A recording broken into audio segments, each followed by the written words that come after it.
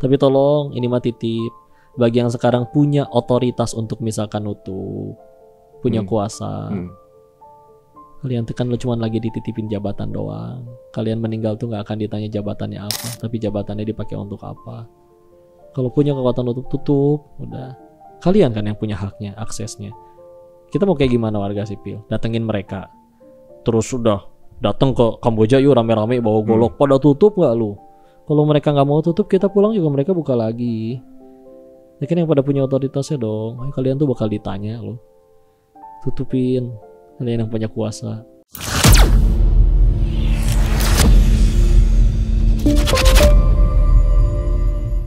Jadi menyanyikan guys, kalau masuk neraka dengan mudah gampang kok ini sini.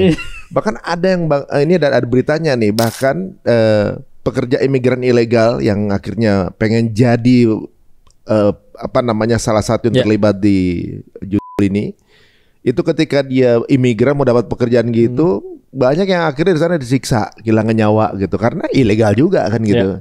Dan mau cari pekerjaan juga nggak ada badan hukum yang bisa membackup gitu kan. Dan untuk pulang ke Indonesia susah. Nah, kemudian cukup ada beberapa video yang viral, ini pekerja Indonesia terjebak di sini gini gitu karena ilegal. Ya mungkin ya ada juga yang kemudian beruntung akhirnya jadi bermain, ada juga yang beruntung itu double kill itu. Iya. Headhunternya ada headhunternya. Kita nyariin orang untuk yang mau kerja di sana, mereka dibayar per kepala. Untuk nyariin orang yang mau kerja di sana. Di sana sebetulnya juga ya orang bilang jodoh-jodohan ya. Ada yang memang bosnya itu benar-benar jahat dalam artian paspor ditahan, disita biar mereka nggak bisa kabur. Kalau mau resign, lu udah janji mau kerja setahun. Lu kalau mau keluar kudu bayar 40 juta, 50 juta. Karena kalau nggak sanggup, lu kudu kerja sama gua nyampe berapa lama. Digaji, dikasih makan. Karena biar gimana mereka tetap kerja, harus kerja kan tiap hari. Jadi pasti dikasih makan. Makanya sampai ada yang bilang ya pilihannya kayak orang diperkosa, pengen menikmati atau tersiksa udah. Ada yang malah memilih menikmati, akhirnya udah tetap aja terus di sana. Karena toh kita makin bisa perform, bos makin senang juga pasti entertain. Pasti manjain. Oh jadi kayak nggak ada pilihan lain. Nggak ada pilihan lain. Ada juga yang memang benar-benar dia ngasih orang-orang dekat aja yang jadi lingkungan circle utamanya. Jadi biasanya bosnya, yang ngawasnya, yang kepala di situnya, ya biasanya ya sepupunya atau adiknya atau gimana. Nah untuk orang-orang yang kerja, yang setiap hari kerja 12 jam balas-balasin live chat itu segala, itu kadang memang orang luar. Jadi kan di sana memang jadi seolah-olah kayak ada kasta-kasta tidak tertulis. Ada yang orang Chinese yang di sana pada buka, nanti yang kerjanya pada orang Kamboja atau orang-orang Indo yang punten bukan keturunan Tionghoa juga, akhirnya mereka nggak dianggap satu circle sama mereka ya udah digaji, yang penting mereka kerja ngasilin duit. Untuk orang yang jadi benar-benar tokoh-tokoh sentralnya itu ya biasanya memang ya namanya yang deket lah, yang masih ada ikatan keluarga lah atau gimana ya. Akhirnya mereka kan di sana ya pilihannya ada yang memilih kabur nyampe ke KBRI, itu pun juga belum tentu selamat atau gimana. Yang nyampe disekap, yang nyampe akhirnya benar-benar dijualin, human trafficking itu juga ada. Kadang-kadang kalau yang wanita malah kena human trafficking, kejebak di bisnis yang lain kan, bisa aja kan. Yang akhirnya kena terus malah akhirnya keterusan sampai sekarang jadi sexy dancer juga ada. Ya udah mau ngapain lagi gitu. Iya. Dia ngasihin duit situ. Bahkan pernah ada juga kami pernah nemuin ya. Karena ini kejadian ini di kawan ini tahu-tahu berhenti kerja dari tempat kami kerja. Tahu-tahu dia ternyata katanya buka usaha sama pacarnya, ternyata ya buka pabrik narkoba sendiri.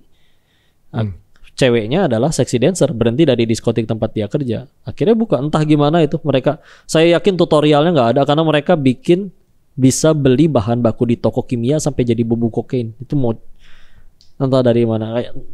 Dia punya ilmunya sampai kira jadi bandar di situ. Jadi salah satu bandar terbesar di situ, udah punya ruko, udah punya apa. Dia memilih menikmati aja udah. Sekalian. Oh, jadi malah nyemplung ke bisnisnya malah ya. Nyemplung ke bisnisnya walaupun dia ambilnya di obat ya.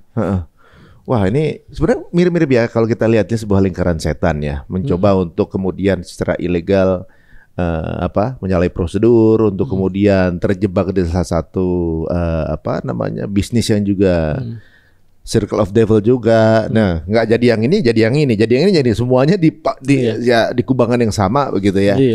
Dan kalau kita lihat ini bagaimana 68 juta yang ini terdata ya teman-teman, anak-anak Gen Z yang terjebak judul, atau juga mungkin sekarang datanya berubah, kita nggak tahu juga. Banyak juga sekarang mungkin orang yang akhirnya memutuskan untuk bunuh diri gara-gara pinjol. Sekarang kalau kita lihat ini polanya seperti bertautan ya. Bagaimana sekarang teknologi makin tinggi, segala macam teknologi memudahkan, bisa pakai AI segala macam, waktunya banyak, spare time dipakai untuk kemudian scrolling sosial media, ngelihat kehidupan orang lain kayaknya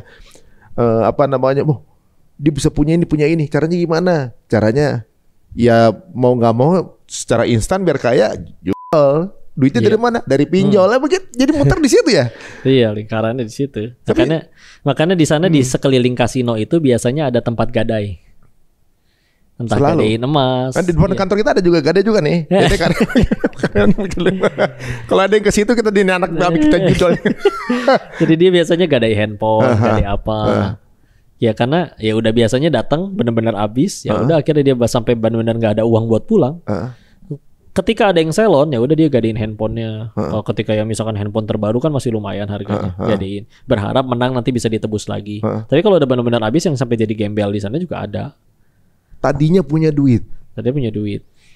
Nah, kalau orang yang bisnis di situ sukses, duitnya banyak, akhirnya dia jadi menikmati hidup atau enggak sih? Atau juga di hari tuanya ada juga hukumannya juga enggak sih? Maksudnya kalau secara yang antum lihat ya, ada nggak di sana tuh? Mentok sama aturan Allah. Kalau misalnya kita bicara hal yang tragis dari sudut pandang pemain mah memang ditipu lah.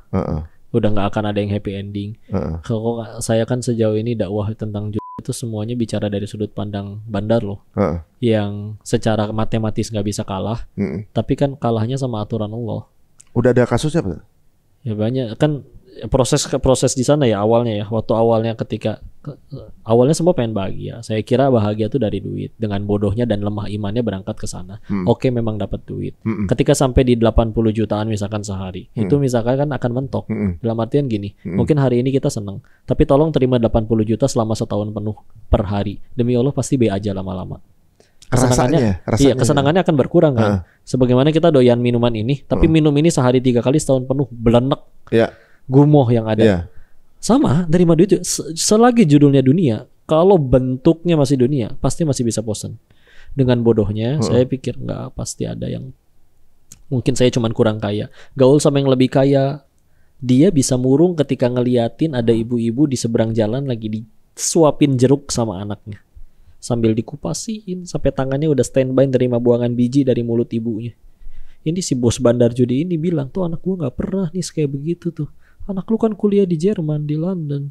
Kalau nggak minta duit dia nggak mau nelpon. Gua nelpon aja di reject, anak brengsek memang itu dia bilang sampai kayak gitu. Bini sosok ngehibur kan. Bini lu aja kan baru lu beliin BMW. Nih supir baru ngirim foto dia bawa berondong berzina di mobil baru itu. Ada kejadian-kejadian kayak gitu tuh beneran. Bahkan ketika mohon maaf ya, kami ngerayain abis World Cup biasanya panen. Mana dulu slot nggak terlalu rame. Bola yang rame. Akhirnya ya party. Dalam keadaan lagi dugem ini orang kawan-kawan kami ketika ditanya, ngapain kita tahun depan? Buka 5 web lagi lah. Ngapain 10 tahun lagi? Ngapain 20 tahun lagi? Ngapain 30 tahun lagi? 30 tahun lagi mah kita udah nikmatin, di rumah hangat, dikelilingi anak cucu. Lu nikah aja belum? Bercandain, diledekin kan. Nikahin aja tuh salah satu penari telanjang yang nari di sekeliling lu. Dengan maboknya dia masih sambil bisa jawab kayak gini. Udah gila lu nih. Masa gua jadiin perempuan kayak gini jadi ibu dari anak-anak gua? Waras kan berarti itu omongan kan. Itu yang ngomong orang mabuk loh. Jadi yang di situ dunia mulai membosankan, yang ada di situ juga nggak pengen selamanya hidup kayak gitu. Ini si bodoh ini masih nggak gue nggak percaya. Mana orang yang benar-benar udah puluhan tahun di dunia ini masih dia benar-benar happy ending gitu. Keliling ke beberapa kasino, cari pendirinya. Ini pendirinya mana? Mati kena HIV/AIDS. Ini pendirinya mana? Masih di penjara dikhianatin anak buahnya. Ini pendirinya mana? Ya itu ya agak stres, anak istrinya kabur sama laki orang. Ada nggak yang sampai detik ini masih kaya? Udah gitu aja. Ada mah ada, tapi ya agak gila, anak-anaknya mati overdosis narkoba semua. Gak nemu satupun yang happy ending. Duit datang terus, orang kasino segitu gedenya, baik yang online maupun offline. Mesin duit itu tiap hari. Ada yang nyampe miliaran tiap hari. Tapi ya kalau udah bentuk sama aturan Allah, enggak, udah nggak bisa. Jadi bisa aja gitu ya. Tadi mungkin ada nama yang tidak tersentuh gitu. Ternyata dia mengidap sebuah penyakit yang berat. Iya gitu. gampang banget gitu. Raja kan? Namrud juga matinya digigit nyamuk. Gitu. Kita nggak pernah tahu. Ada yang ternyata nggak bisa bangun, bisa kan? Kita nggak pernah. Itu kenikmatan lebih besar dibanding duit itu kan gitu. Betul. Ada yang macam-macam udah nggak bisa makan enak. Kita nggak pernah tahu. Jadi jangan ngiri wah dia enak banget hidupnya gitu. Enggak, hidup sin lempeng sin lurus. Kan ya kadang kalau boleh izin ya Masya Allah. Kami sipil yang mungkin ya kurang iman, lemah. Iya, kami salah. Kalau ada yang pernah akhirnya ngambil jalan untuk yang main atau bahkan jadi bandarnya.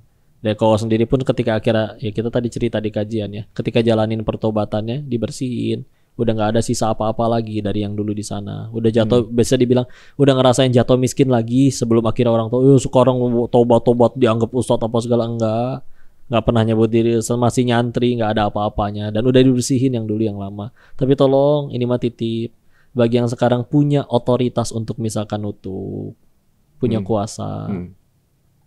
Kalian tekan lo cuma lagi dititipin jabatan doang. Kalian meninggal tuh nggak akan ditanya jabatannya apa, tapi jabatannya dipakai untuk apa. Kalau punya kekuatan tutup, udah. Kalian kan yang punya haknya, aksesnya. Kita mau kayak gimana warga sipil? Datengin mereka. Terus udah datang ke Kamboja yuk rame-rame bawa golok. Pada tutup nggak lu? Kalau mereka nggak mau tutup, kita pulang juga mereka buka lagi. Ya kan yang pada punya otoritasnya dong. Ayo, kalian tuh bakal ditanya loh. Tutupin. Kalian yang punya kuasa. Jangan mau terima sogok-sogokan. Udahlah. Gampang bagi Allah dibikin anak yang ntar jadi kena obat kek, kena LGBT kek, kena apa kek. Udahan ya. Berhenti sebelum Allah paksa untuk berhenti, udah. Waduh, itu memang ini tegurannya luar biasa ya. Simple tapi itu mengena ya. Mungkin bisa jadi pikiran mudah-mudahan. Karena beliau yang memegang jabatan saat ketika ada korban itu dia bunuh diri. Ya. Dapat dosa dong? Iya dong. Dia kan punya authority untuk berhentiin kan. Bahkan dia punya chance untuk supaya itu tidak terjadi. Iya.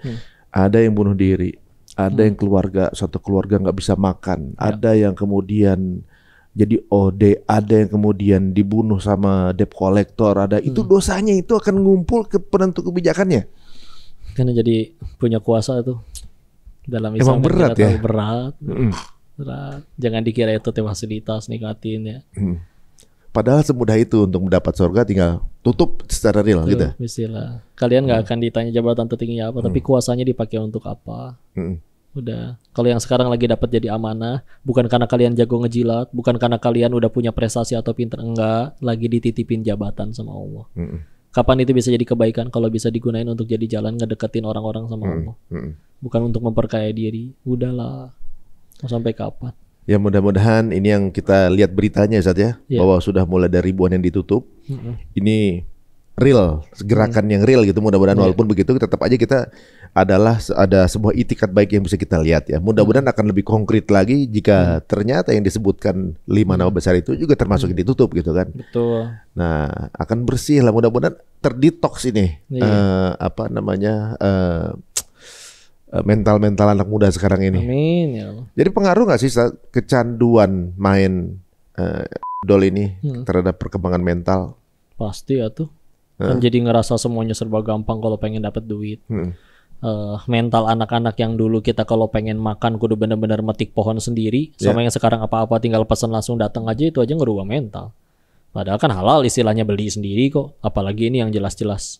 Kan Allah kalau sampai ngelarang tuh pasti karena nggak baik buat kitanya. Kalau di Islam kan kita yakinnya kayak gitu.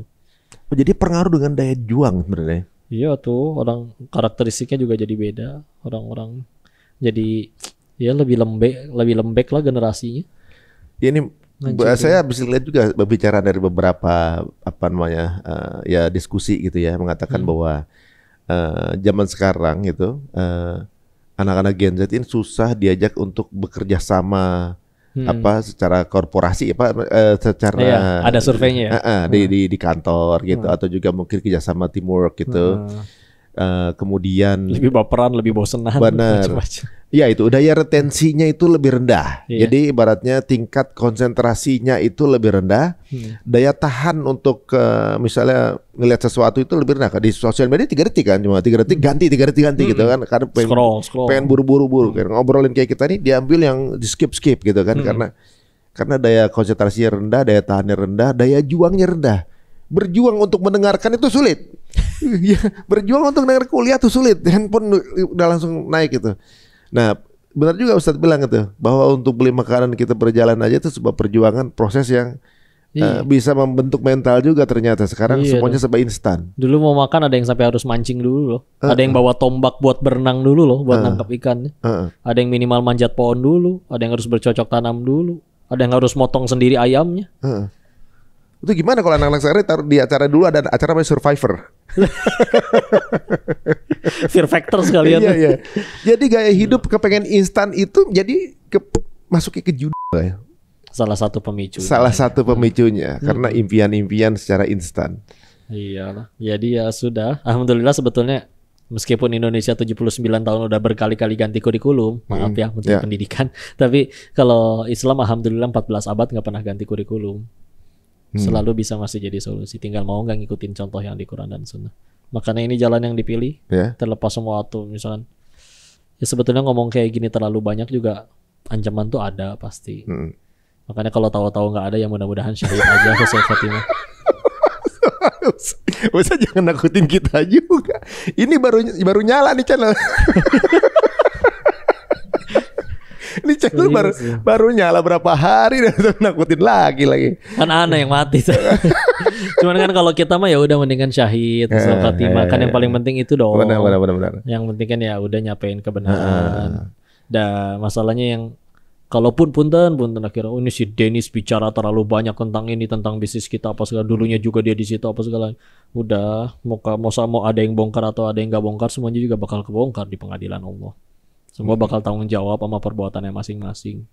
Jangan karena misalnya ngerasa, wah punya jabatan nih orang bocah ngomong terlalu banyak, udah ceramah aja, nggak usah bicara tentang judi terlalu banyak, udah matiin aja dia sekalian. Emang dapat apa? Ngerasa bangga, senang bisa matiin orang. Yang beruntung tuh bukan yang yang rugi itu bukan yang dizolimi, tapi yang menzolimi. Kalau gara-gara itu kita jadi syahid husnul khotimah ya bismillah yuk, nggak apa-apa. Siap mati nggak? Tapi kan kalau yang udahlah nggak ada happy endingnya, orang yang melanggar aturan Allah mah.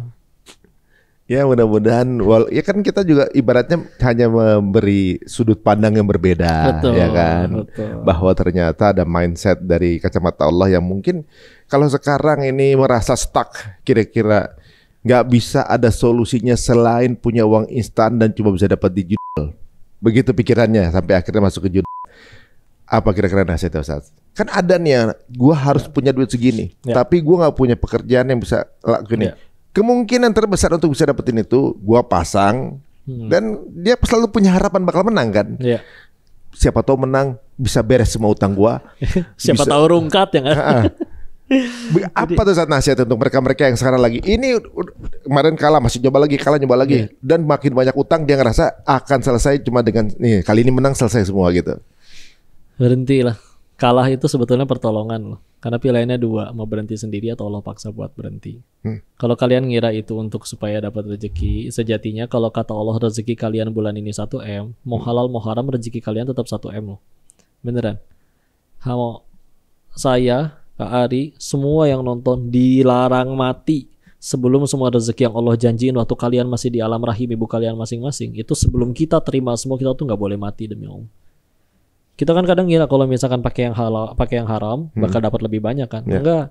Ini dulu kisah ya, Ali bin Abi Thalib pernah minta pemuda nyuciin kuda, ditinggal sholat. Begitu akhirnya keluar dari tempat sholat, kudanya ada, tapi pemuda sama pelananya hilang. Ya udah pengen beli pelana baru. Nyampe ke salah satu toko, ngelihat kayak kenal tuh pelana. Ditanya, "Pak, dapat dari mana?" "Ada pemuda tadi yang jual." "Dikasih berapa, Pak?" 1 dirham katanya. Kata Sayyidina Ali dalam hatinya, demi Allah yang jiwaku ada dalam genggamannya, beres sholat juga aku pengen ngasih 1 dirham. Tapi lihat, si pemuda ini memilih gak sabar.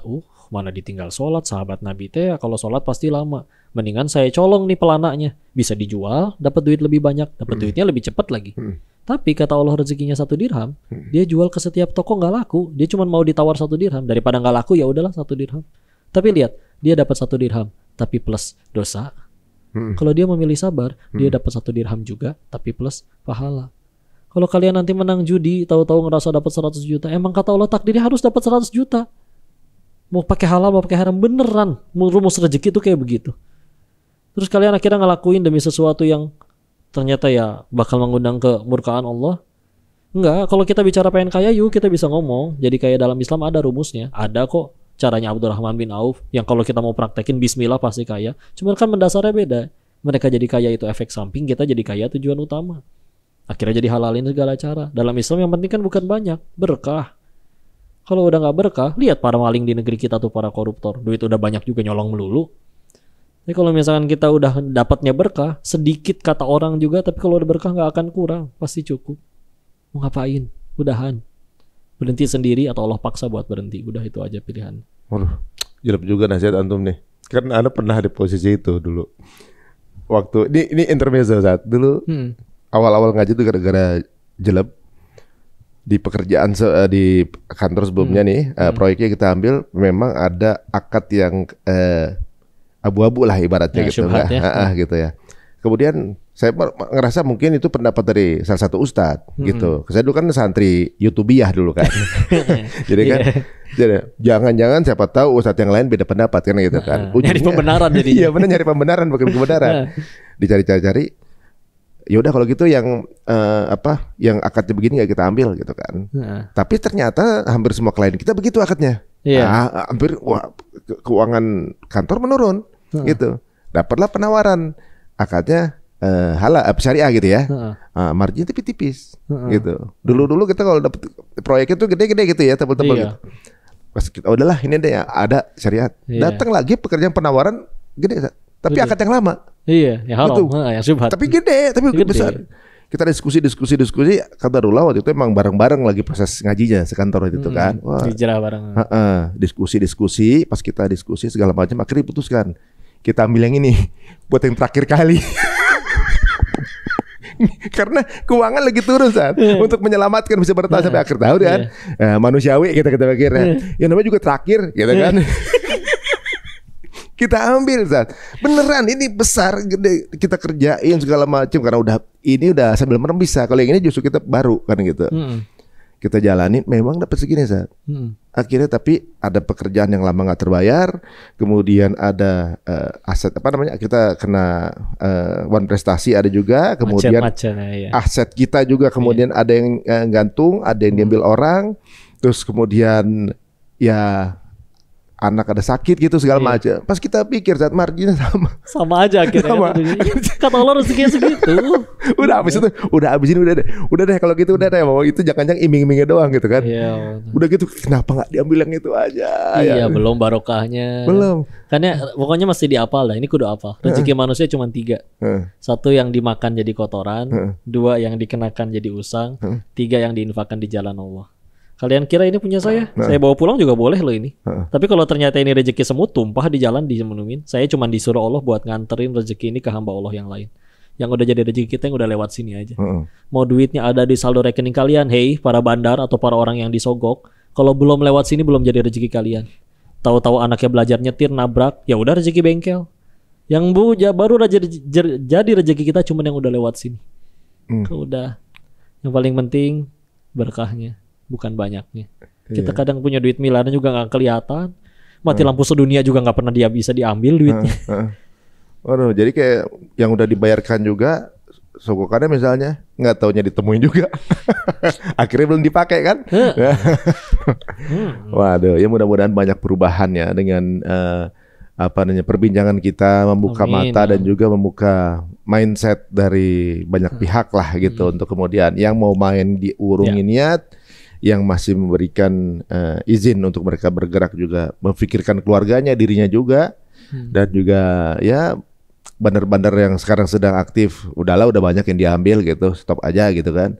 Nah, ada nasihatnya untuk harapan dari Kodenis untuk Indonesia ke depan. Semoga yang begini-begini ini udah mulai berkurang. Mudah-mudahan ada harapan, memang mudah-mudahan FOMO ya. Karena kenapa jadi rame sekarang kan karena mungkin orang sudah cukup sadar bahwa kalau mainnya bola atau kasino udah pada rungkat semua. Maka mudah-mudahan dengan ini pun akhirnya FOMO udah juga pasti rungkat. Terlepas dari itu semua ya ada survei sederhana sih yang mudah-mudahan kita bisa jawab. 1, apa kita semua punya keinginan? Punya.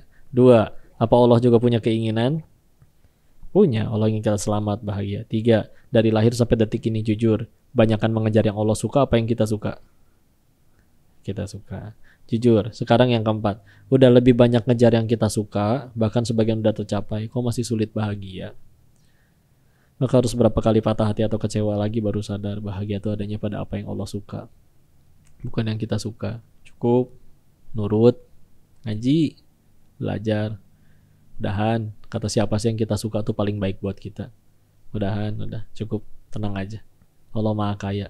Jangan hilang ragunya kepada kita. Jangan hilang ragunya kepada Allah. Justru ragu itu yang bikin kita jadi makin hancur nanti hidup. Udah nurut sama Allah aja. Udahan semuanya ya. Insyaallah ya guys, udahan semua. Baru mau nyoba, punya harapan-harapan. Udah. Baru mau klik ini. Aduh, Zay manggil-manggil. Frit Bonanza. Waduh, jadi apal istilah-istilah itu dulu ya. Waduh guys, ini sedikit ya, kita hanya memberikan satu sudut pandang atau mindset bahwa nggak ada menangnya kok main ikutan jadi pemain, dan justru itu adalah sebuah kebodohan yang hakiki teman-teman semua.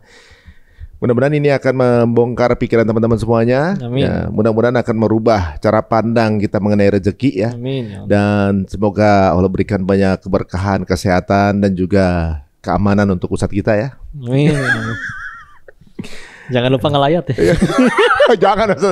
Ya nanti kalau apa. Iya. Yang penting husnul khotimah. Semoga dimudahkan prosesnya dengan istri ini. Insyaallah. Amin. Ya, terima kasih teman-teman semuanya udah menyaksikan, dan jangan lupa juga jika dirasa tayangan ini bermanfaat atau juga menarik, monggo silakan share sebanyak-banyaknya di sosial media teman-teman semuanya, dan silahkan tuliskan di kolom komen teman-teman ingin kita bahas apa lagi, dan juga kritik, masukan, saran, bahkan juga mungkin pertanyaan ke Ustadz, monggo silakan di share di komen kita. Terima kasih Ustadz, jazakallahu untuk waktunya. Semoga jadi pala jari antum juga. Amin. Tutup dengan subhanakallahumma wa bihamdika asyhadu an la ilaha illa anta astaghfiruka wa atubu ilaik. Assalamualaikum warahmatullahi wabarakatuh. Waalaikumsalam warahmatullahi wabarakatuh.